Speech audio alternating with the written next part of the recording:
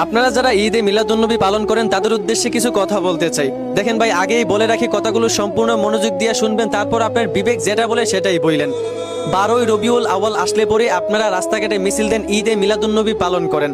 আপনাদের উদ্দেশ্য 12ই রবিউল আউয়াল আমাদের নবীজির জন্ম তারিখ, তাই আপনারা আনন্দ পালন করেন।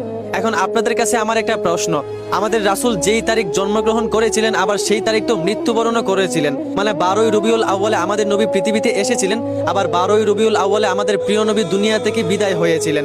তো 12ই রবিউল আউয়াল আসলে পরে যদি আপনি নবীজির জন্মদিনের কথা ভেবে আনন্দ করতে পারেন, তো এই তারিখে তো আমাদের রাসূল পৃথিবী থেকে বিদায়ও হয়েছিলেন। এই কথা ভেবে কি আপনার কষ্ট লাগে না? জন্মদিনের কথা ভেবে আপনার আনন্দ হয়, অথচ উনি যে দুনিয়া থেকে এই তারিখে চলে গেছিলেন এইটা ভেবে কষ্ট লাগে না যে আমাদের প্রিয় কলিজার টুকরা রাসূল এই তারিখে দুনিয়া থেকে চলে গেছিলেন? আরে ভাই, আপনি যদি আপনার খুব প্রিয় একটা জিনিস আপনার কাছে পান, তাহলে আপনি যেইটুকু আনন্দ হবেন তার চাইতে বেশি কষ্ট পাবেন যদি সেই জিনিসটা আবার আপনার কাছ থেকে চলে যায়। তাহলে আপনারা এই তারিখে কষ্ট না পেয়ে আনন্দ করেন কেমনে? আপনারা কি সাহাবীদের চাইতে বেশি আশিকে রসুল হয়ে গেছেন? হযরত আবু বকর সিদ্দিক রাদিয়াল্লাহু আনহু রাসূলের এত বড় আশেক ছিলেন, রাসূল দুনিয়া থেকে চলে যাওয়ায় আবু বকর সিদ্দিক রাদিয়াল্লাহু আনহু এতটাই কষ্ট পেয়েছিলেন, উনি অসুস্থ হয়ে বিছানায় পড়ে গিয়েছিলেন। উনি এতটাই শোকাহত হয়েছিলেন, ধীরে ধীরে উনি শুকিয়ে গিয়েছিলেন। উনি যখন কথা বলতেন উনার কথার মধ্যে যেন কলিজা পোড়া গন্ধ বের হতো। উনি অসুস্থ অবস্থায় যেই বিছানায় শুয়েছিলেন সেই বিছানার উপরে একটি সামিয়ানা ছিল। উনার যখনই মনে পড়তো রাসূল আর দুনিয়াতে নাই, তখন উনি কষ্টে বলতেন, আহা আমার নবী নাই। এই যে উনি আহা বলতেন, একটা শ্বাস বের হতো।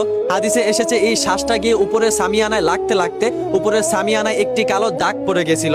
রাসূল বিদায় হওয়ার পর আবু বকর সিদ্দিক রাদিয়াল্লাহু আনহু 2 বছর 3 মাস 11 দিন বেঁচে ছিলেন। কোনোদিন রাস্তাঘাটে মিছিল দেননি, ঈদে মিলাদুন্নবী পালন করেননি, আনন্দ করেননি, বরং যখনই উনার রাসূলের কথা মনে পড়তো উনি কান্না করতেন। রাসূলের কলিজার টুকরা মেয়ে ফাতেমা রাদিয়াল্লাহু আনহা, রাসূলের মৃত্যুর পর উনি কষ্ট পেয়ে এতটাই অসুস্থ হয়ে পড়েছিলেন, 4 মাস বিছানা থেকে উঠতে পারেননি, শুধু রাসূলের কথা মনে পড়ে কান্না করেছিলেন।